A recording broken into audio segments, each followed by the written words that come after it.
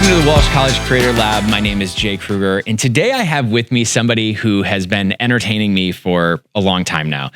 Small world things ultimately ended up having a connection into Anna, but it was funny to start having things sent to us from friends and family around the world and saying, you've got to see this person, and then finding out that there was actually a connection and she's local.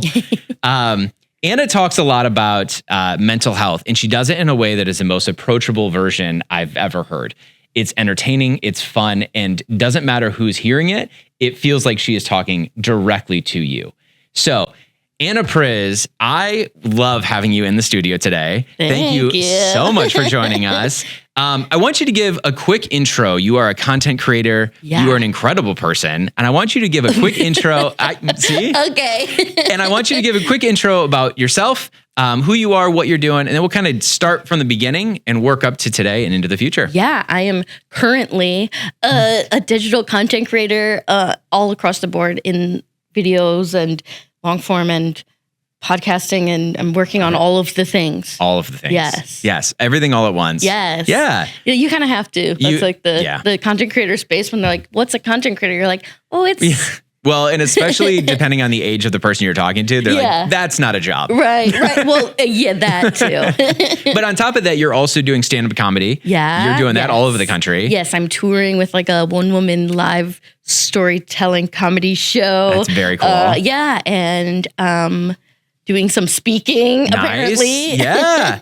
So it's incredible. And then on top of that, you are getting such a fan following now. You're doing these vacations and these trips, and people are coming along with you. Yes, it's actually so fun. I was really worried the first time, like, that I would have to be on or like whatever. But the coolest part about it is when you bring a bunch of people whose common interest is you.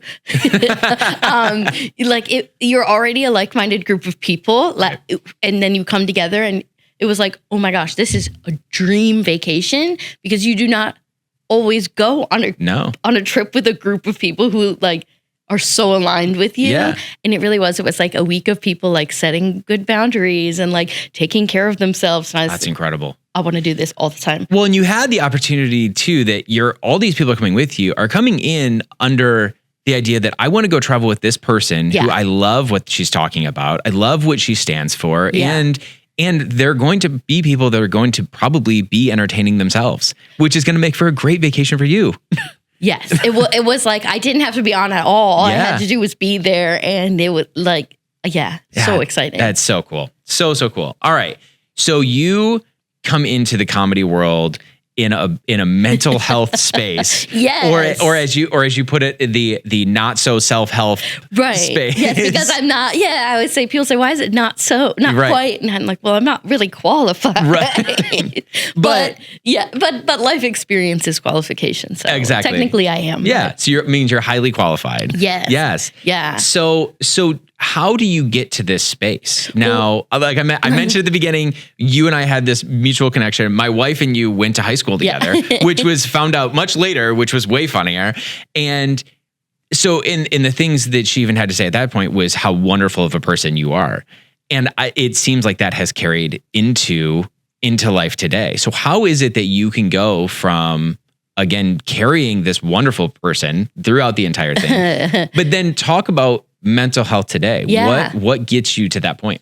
I came from a background of like mental health didn't exist. Okay. Like raised in a household where it's like, you don't talk about your feelings. You don't have any feelings. Right. Like that wasn't a thing. And also I was on that like pipeline, the like, you're going to get a degree and you're going to get a job and you're going to, and check all the boxes. That's what you're going to do. And you're going to check your boxes and you're going to be successful and happy. And so my biggest fear my entire life was everything falling apart and that not being the case. And so I ran track and cross country in college and all through my life. And that was also my only connection really to my family. My dad, my entire life, owned a running store and a running event company. And my mom and my dad were running coaches. And this was the whole thing. And I got injured my sophomore year of college and I lost my scholarship and kind of was like, so what now? Right. Like I don't really know what comes next. And a lot of stuff happened. But at the end of that year, I ended up in an inpatient treatment facility for anorexia, which I had apparently had since high school. Okay. And I didn't even really recognize that because I was kind of functioning until I wasn't. Well, and you weren't given the tools to recognize that. Right. I didn't know there was anything wrong. Like, I didn't know what I was doing was technically wrong. I didn't know, like, why I felt the way I felt because I've never talked about my feelings before. I didn't have anywhere to, like, sort them or put them.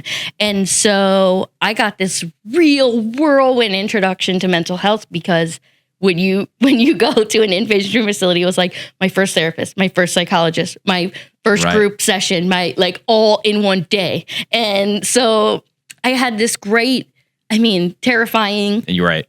But an all-in-one, really crazy introduction to there's nothing wrong with you. Right. And that was so, flips your life upside down and changes everything. Quickly. And and I didn't really do anything with it then, but I put it all in my pocket and I was like, I have all these new skills. I have all these tools to take forward with me in my life. And then I did just go back to college and graduate and get a job. Right. But then the pandemic, the pandemic, like no matter what, it changed your life. And for me, it was, I'm an event planner. I graduated in 2011. I started my job in August 2011, and I just left a week ago. So I had never stopped from that point. Right. And so I get to the pandemic hits and I have nothing. Right. I have no job. I have no money. I have all of the things that I thought I needed and like was so good at checking boxes and like getting to the place I wanted to be. And I had like my second life flipped upside down moment.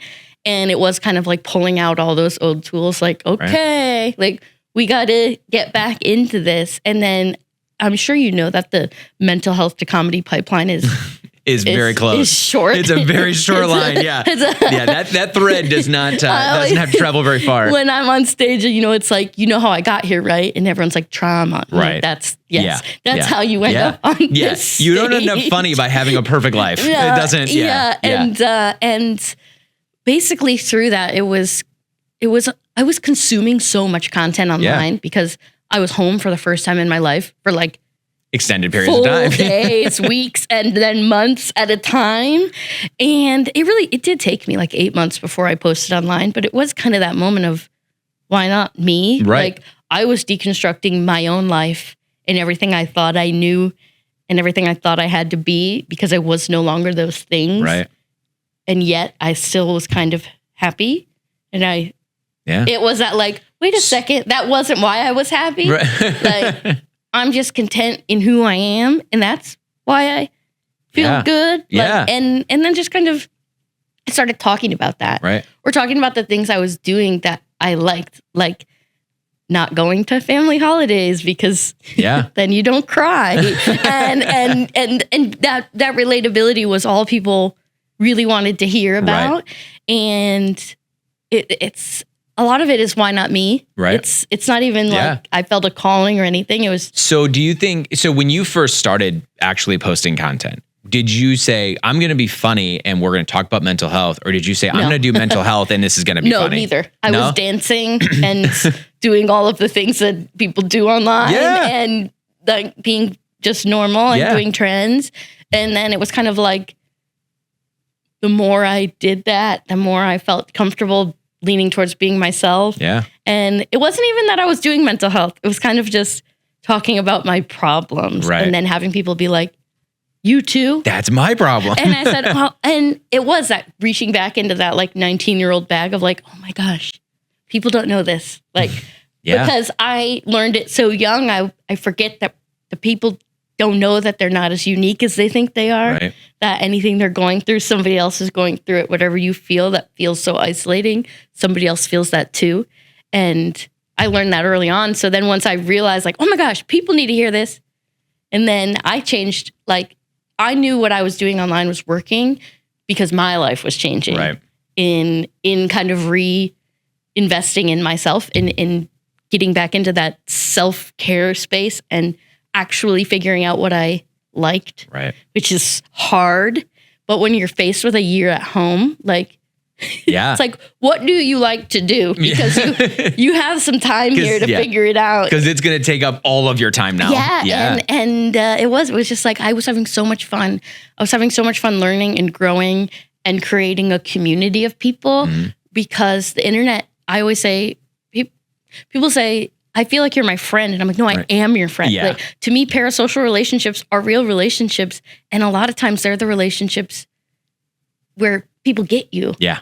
Yeah. Because you have the world at your fingertips versus your circle. Well, but you also have a delivery and the things that you talk about that it does make it feel like we've already been friends. Like you walked in here today. It's the first time you've ever met me. And I was like, there's my friend Anna. Yeah, I'm getting much better at this really funny thing is saying like, I'm bad at entering a room and I'm not anymore. Like where I think it is that learning throughout my life that I'm not as unique as I think I am. And that like, I know that everybody feels the way I feel. Right. Even if it doesn't seem like it. Well, your uniqueness comes in your ability to talk about it, which is something that a lot of people don't have the ability or the desire. Well, I don't know if it's the desire. I think people would love to do it. I think they feel fear of doing it, but that's changing. There's people like yourself who are allowing. I'm somebody. I did not talk about any of those things until the last handful of years when it suddenly became like, man, I feel so much better if I just be me and I just talk about these things. Isn't that weird? It's crazy. I don't have to keep these things bottled up and consciously think about like, oh, I don't want to say that thing because then I might be judged for this thing. But now I don't. I just talk. And I realized that in my relationships with anybody has gotten so much stronger. When you just be yourself. When you're just talking. It's amazing.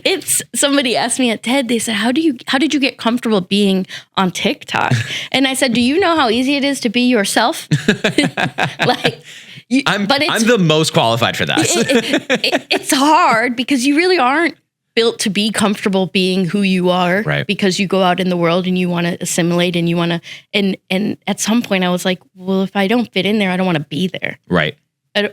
Why would I walk into that room? Right. I don't want to go spend time if I don't feel comfortable being me. Yeah. I don't want to spend time with that group of people. Yes, exactly. Yes. And so I'm like, what you got to do is just remember that if being yourself is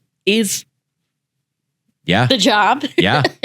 So you're very good at that. Yeah. And it's incredible too, because you moved this from, I'm going to just be me. I'm going to talk about this. I'm going to be myself. You have a ton of people that are saying, oh man, your story is my story. This feels so good.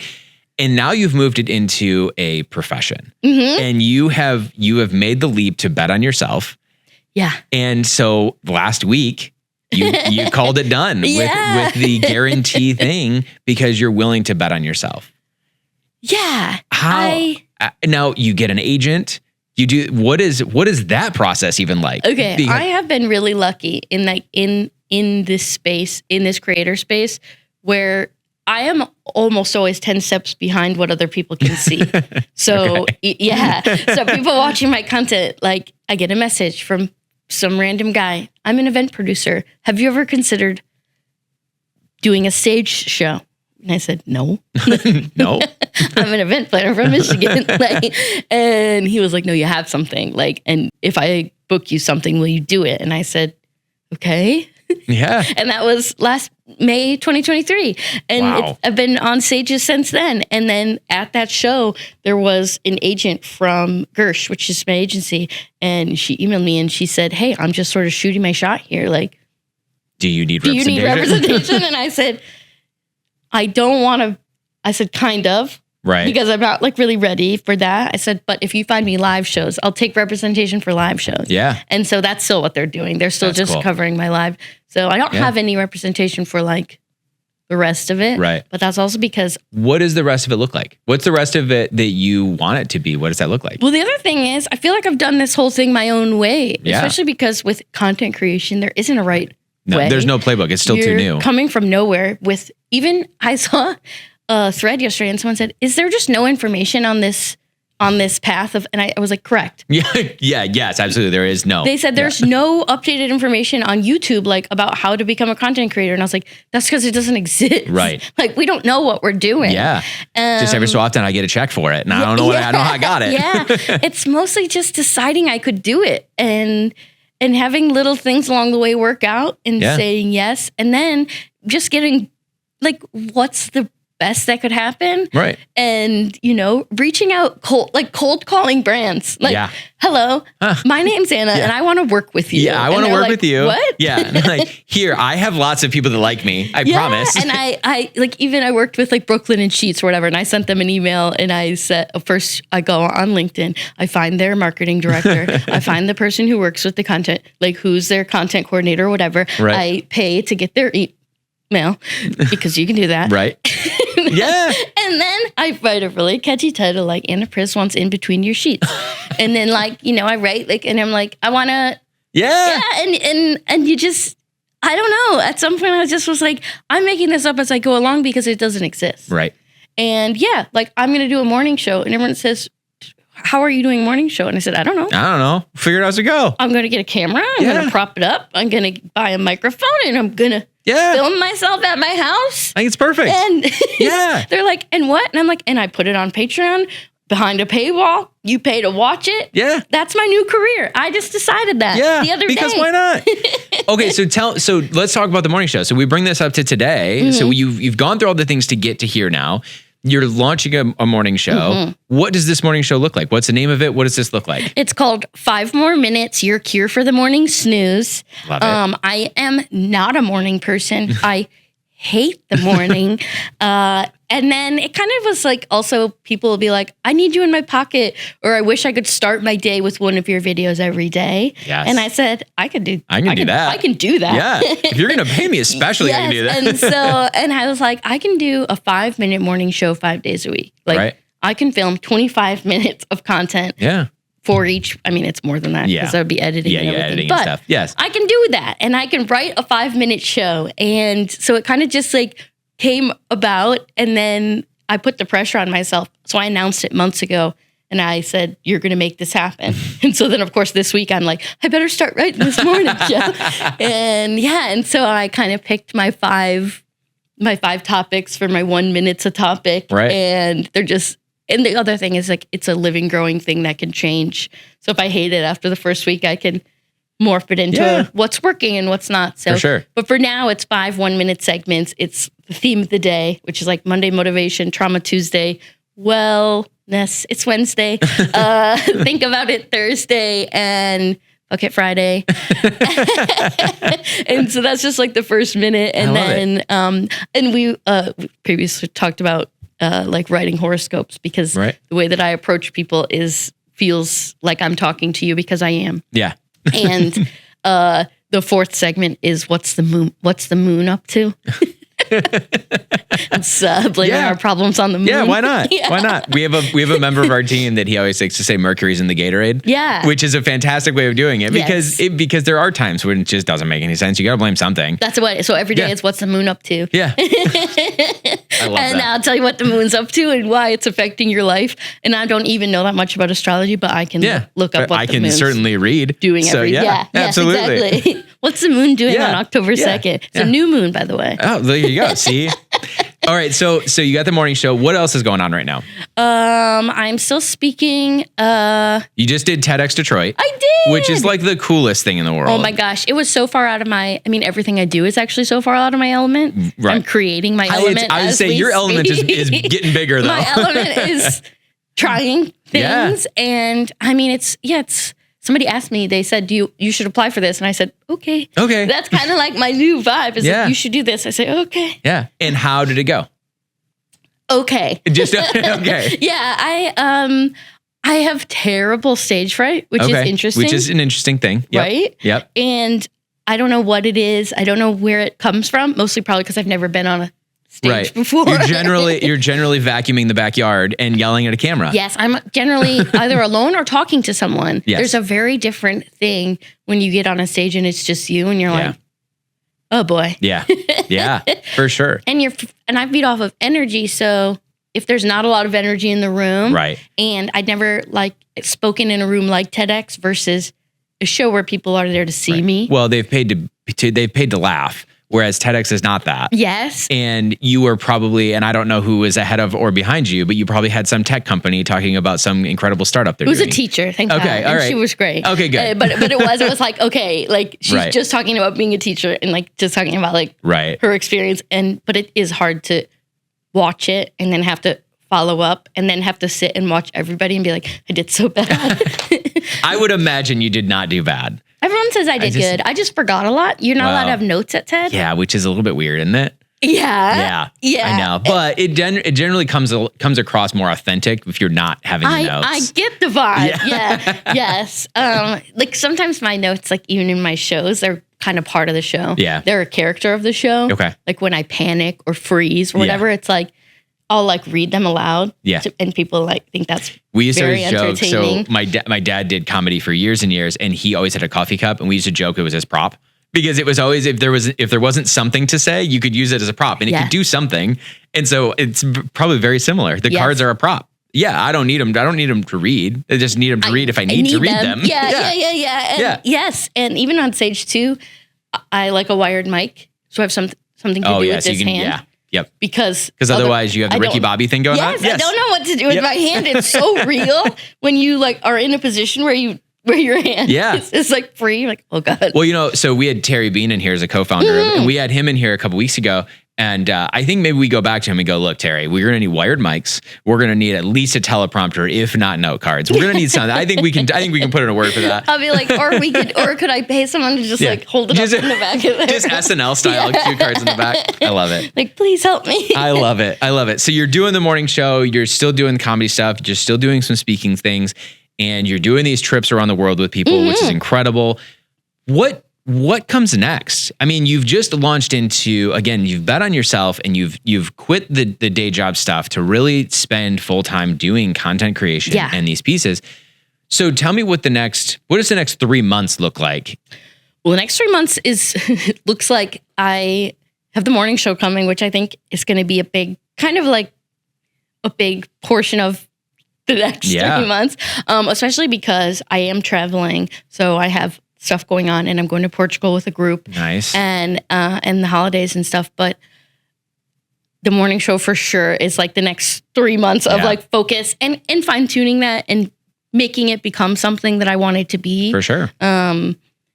Because it is kind of, I put a lot of my eggs in that basket for right now, but at the same time, and you've also, by taking that chance of saying, okay, I'm done with the day job stuff now, you've now opened up your calendar a little bit to say, I can say yes to things now. Yeah. And I can start to go in and do more speaking things, and I can do more shows, and I can do all these things. Yeah. I would imagine that's here. Yeah, right? I was like, oh my God, it's just like a weekday. I can just like be here. And we invited you before we even knew you were going to take that leap. Yeah. Like, what a perfect thing. It's like interesting to be like, oh, I can go do content stuff in the daytime. Yes. And I think I think there's a lot more of that coming for you because I think also with having your calendar open, the ability to say yes, those yeses will breed more yeses. That's just going to happen for you. And because you're also such a likable person, you're such an enjoyable person to have that people are going to be like, oh yeah, but you got to bring Anna in because it's the best. And we're going to have so much fun. Yeah.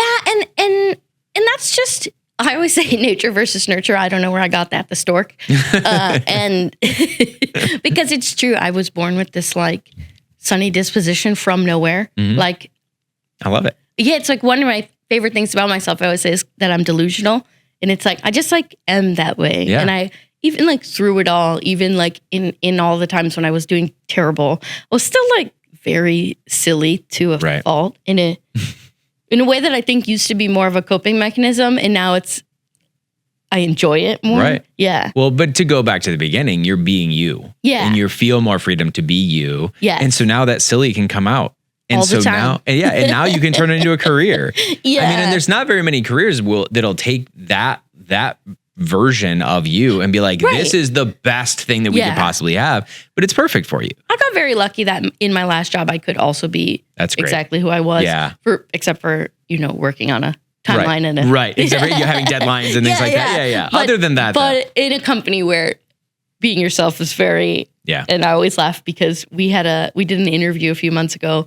We were hiring somebody and we show up when we wear jeans to work, that's a fancy day, right? It's very fancy.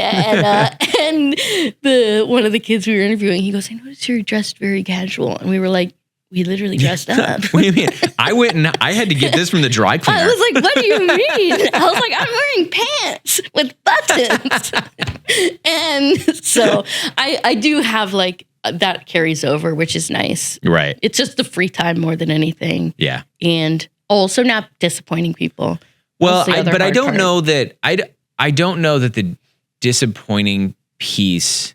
I think the disappointment, and this is from being somebody that's not doing it, right? But I would imagine the disappointment thing would be not disappointing the people as much as you don't want to disappoint yourself. You've made this choice to make that leap and do this thing. Yeah. I think that no matter what you deliver, people are going to be excited about it. People genuinely enjoy your stuff. Yes. Yeah, but I haven't seen anything of yours that I was like, she missed the mark on that one. Like, right. because that's not the people you're talking to are there for the pieces that are going to make them feel better as well. So you're not going after an audience that's not primed to hear what you have to say anyway. Even when I feel like I'm being repetitive, I'm like, I'll post it and someone will say, this is your best video ever.